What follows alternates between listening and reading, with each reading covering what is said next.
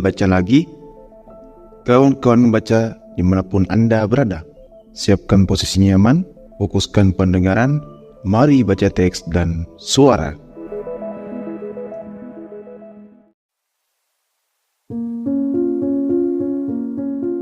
Audio teks by El Baca, berdasarkan buku Perpustakaan Tengah Malam, karya Matt Haig, prolog Di Antara Hidup dan Harapan. Playlist buku, bagian 1, Antara Hidup dan Mati. Kisah awal Nora Seed, keputusasanya, keheningan malam yang membawa kematian, dan awal mula perpustakaan misterius itu terbuka. Kita akan melihat bagaimana batas antara hidup dan mati hanyalah ruang bagi penyesalan untuk mencari arti.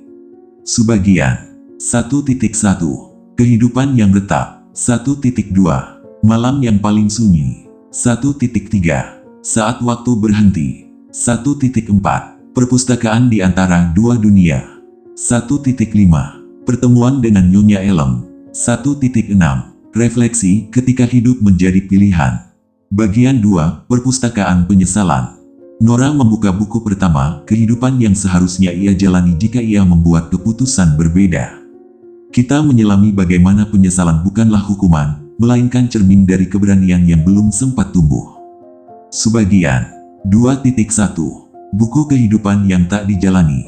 2.2 Penyesalan kecil yang membentuk takdir.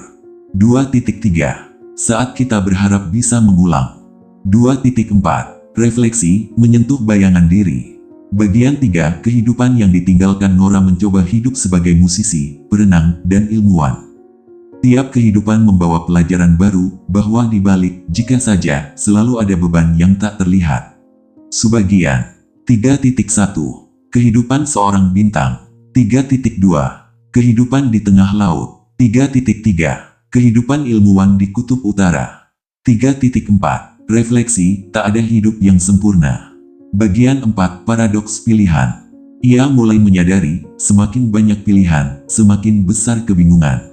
Nora belajar bahwa hidup bukan tentang mencari kehidupan terbaik, tapi menerima kehidupan yang ada. Subagian 4.1 Ketika semua mimpi tercapai. 4.2 Beban kebahagiaan. 4.3 Paradoks takdir dan kebebasan. 4.4 Refleksi, menemukan diri di tengah kebisingan. Bagian 5 Percakapan dengan Nyonya Ellen. Sosok pustakawan misterius itu menjadi simbol kebijaksanaan antara ibu, guru, dan penjaga jiwa. Mereka berbicara tentang waktu, makna, dan keberanian untuk kembali hidup. Subagian 5.1 Nyonya Ellen, penjaga di antara dua dunia. 5.2 Arti dari setiap buku. 5.3 Ketika perpustakaan mulai runtuh. 5.4 Refleksi, memaafkan diri sendiri. Bagian 6 Cahaya di ujung keputusasaan. Nora menemukan bahwa hidup yang sesungguhnya tidak pernah sempurna, tapi selalu bisa diperjuangkan. Ia mulai memilih untuk hidup, bukan karena semuanya indah, tapi karena ia ingin mencoba lagi. Subagian 6.1 Saat semua kehidupan memudar. 6.2 Kembali ke titik nol. 6.3 Percikan cahaya baru. 6.4 Refleksi, alasan untuk tetap hidup. Bagian 7 Dunia yang kembali berdenyut. Nora terbangun di rumah sakit, kembali ke dunia nyata. Tapi kali ini, hidup terasa berbeda, tidak karena berubah, tapi karena ia memandangnya dengan cara baru. Subagian 7.1 Nafas pertama setelah gelap. 7.2 Pertemuan kembali dengan kehidupan. 7.3 Menata ulang diri. 7.4 Refleksi, hidup sebagai anugerah yang rapuh. Epilog, buku yang tak pernah ditutup. Prolog, Di Antara Hidup dan Harapan. Ada masa ketika manusia berhenti berjalan, bukan karena kakinya lelah, melainkan karena hatinya kehilangan arah. Malam itu sunyi. Hujan turun pelan-pelan, seperti sedang menyimpan kesedihan yang tidak berani diceritakan. Lampu jalan memantulkan cahaya kegenangan air, dan di bawahnya, langkah seorang perempuan tampak terseret tanpa tujuan. Namanya Nora Seed. Ia pernah memiliki impian, pernah tertawa, pernah percaya bahwa hidupnya berarti. Namun waktu dan kenyataan seringkali punya cara aneh untuk meredam cahaya itu. Satu persatu, hal-hal yang dulu ia cintai mulai memudar. Pekerjaan yang hilang, hubungan yang gagal, dan rasa bersalah yang tumbuh diam-diam seperti rumput liar di hatinya. Dan pada malam paling gelap itu, ketika ia memutuskan untuk mengakhiri semuanya, takdir justru membuka sesuatu yang tidak pernah ia bayangkan sebelumnya. Bukan akhir, melainkan sebuah perpustakaan. Perpustakaan yang tidak berada di dunia nyata, terletak di antara hidup dan mati. Ruang sunyi yang dipenuhi rak-rak tak berujung, dan di dalam setiap buku tersimpan kisah hidup yang berbeda. Setiap buku adalah versi lain dari kehidupan yang mungkin dijalani Nora jika saja ia membuat satu pilihan berbeda saja di masa lalu.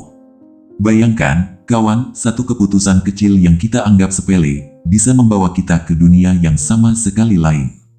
Seandainya kita tidak menyerah, seandainya kita tetap bertahan, atau seandainya kita berani berkata, ya ketika dulu kita memilih tidak hidup seperti apa yang mungkin terbuka di hadapan kita. Itulah inti dari perpustakaan tengah malam.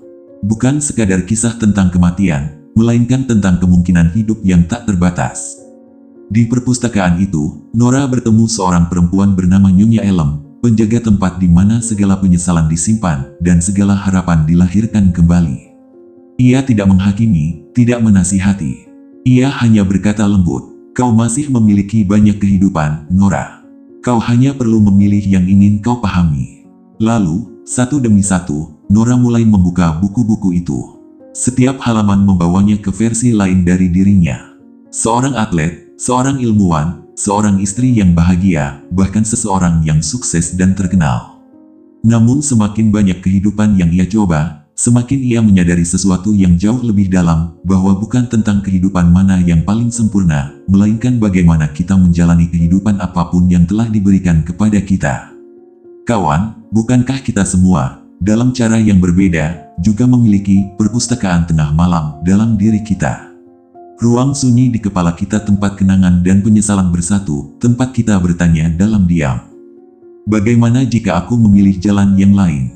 Apakah aku akan lebih bahagia? Pertanyaan-pertanyaan itu kadang muncul ketika malam terasa panjang, ketika kesunyian menuntun kita menatap kembali semua yang pernah terjadi. Namun The Midnight Library tidak datang untuk memberi jawaban, melainkan untuk mengajak kita berdamai dengan pertanyaan itu sendiri. Karena hidup tidak pernah dimaksudkan untuk sempurna. Ia hadir untuk dijalani, dengan segala kebingungannya, dengan segala kehilangan dan kemungkinan yang menyertainya. Seperti langit malam yang penuh bintang, hidup selalu menawarkan ribuan arah untuk kita pandang. Namun bintang tidak diminta untuk bersinar semua sekaligus. Cukup satu saja yang menyala di waktu yang tepat, dan kegelapan itu pun menjadi indah. Disinilah perjalanan kita dimulai. Dari seorang perempuan yang kehilangan harapan, menuju dunia yang membentang antara kematian dan kehidupan, tempat segala, seandainya, mendapatkan bentuknya. Kisah ini bukan hanya milik Nora Sid. Ia juga milik kita, mereka yang pernah merasa terjebak, mereka yang pernah menyesal, mereka yang pernah merasa ingin berhenti namun diam-diam masih ingin dimengerti. Mungkin, kawan, kita semua sedang berada di perpustakaan itu. Mungkin kita sedang membuka halaman demi halaman kehidupan kita sendiri, mencoba memahami mengapa semuanya harus terjadi seperti ini. Dan siapa tahu, di akhir perjalanan nanti, kita pun akan menemukan hal yang sama dengan Nora.